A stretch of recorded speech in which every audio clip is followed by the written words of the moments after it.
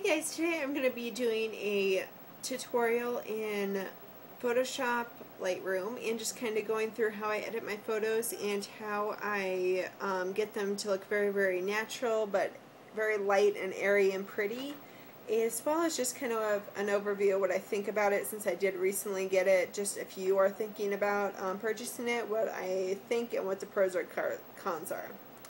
So let's go ahead and get started. These images were some that I took before a local prom here. And yeah, I'm just going to kind of show you how I get this very, very nice image here. So the file that we're going to be working on today is this one right here. As you can see, it looks nice, but it's a little bit dull. And so I just want to really bring it up to make it look very, very nice. So the first thing I'm going to do, actually, before I mention it, all of your photos here are right on the bottom here. You can import and export them through the library at the top here. And this is just so nice because unlike Photoshop, you don't have to open up one file at a time. You can easily edit, multiple files and just kind of give them all the same effect, which is very, very nice because it gives your images a very cohesive feel, and this is just so handy for editing a large number of images and kind of comparing them side by side. Another thing that I absolutely love, I always start with these presets over here, and these, as you guys can see, a lot of these are for like black and white photos or like to make them antique looking. However, I just use the ones that say under general presets. And they have things like autotone, sharpen faces, sharpen scenic, stuff like that. I really like using autotone. That's a really good one. As well as, all these are pretty good. I typically start off, I'm going to do a medium contrast curve. And as you can see, this really just darkens up the outfits and just really creates some contrast between my subjects and my background. That's all the preset I'm going to use for now. Everything else I'm going to do by hand. So I'm going to go ahead and move over to this other side here, and this is where you have all of your levels for controlling all the aspects of your photograph. I'm going to go ahead and start with temperature, and I'm going to bring this up to 5 on the yellow side. I typically always do between 5 and 7. And as you can see, this just creates this beautiful yellowish glow to the photograph that I absolutely love. I think it looks very, very radiant and just provides a lot of warmth. So I absolutely love doing that. And as you can see, it's not too, overdone. The figures aren't saturated or anything like that. Below that, you have exposure, contrast, highlight, shadows that you could all adjust if you need to. I am pretty happy with where they're at, though. Going down, the next thing I'm going to do is go into the detail, and I'm just going to go over here right above this photo, and you can you have different zoom options here. I'm going to go to fill, which is just a very nice close-up of the faces, and as you can see, they're not extremely sharp and in focus, so I'm just going to go ahead and take the amount button under sharpening, bring that up a little bit, as well as bring the radius up to kind of sharpen those faces up a little bit. So I'm pretty happy with that.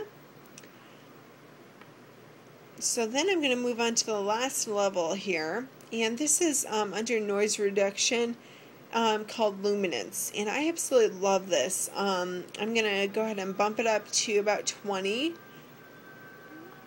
And I don't know if you can see it on this photograph. I'm actually going to show you a better example of this. However, this just gets rid of all that noise, and it also just makes your clients' faces look extremely pretty and just smooth and very, very nice. So that is pretty much everything I do for my photo. Up here you do have crop and red eye and spot removal. I find this spot removal very, very hard to use. Actually, anytime I do, when I want to go in and kind of get rid of these dark circles underneath the eyes, I have to go to another program because I just have not figured out how to get this one to work for me yet. However, maybe it just needs some more playing around with.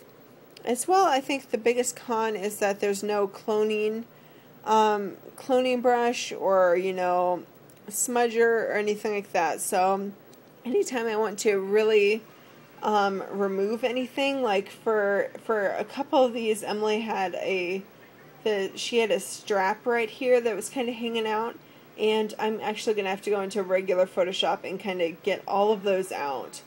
And so, I mean, that's the only downside to it. However, for everyday, you know, just kind of basic editing of a large number of photographs and making them all look very cohesive and the same and very nice, I think this is great. I think it works out wonderful for, you know, kind of everyday portraits. And if I do, you know, I do have access to another Photoshop at in another location, so I can use that for the larger projects. However, this is just going to be good for every day.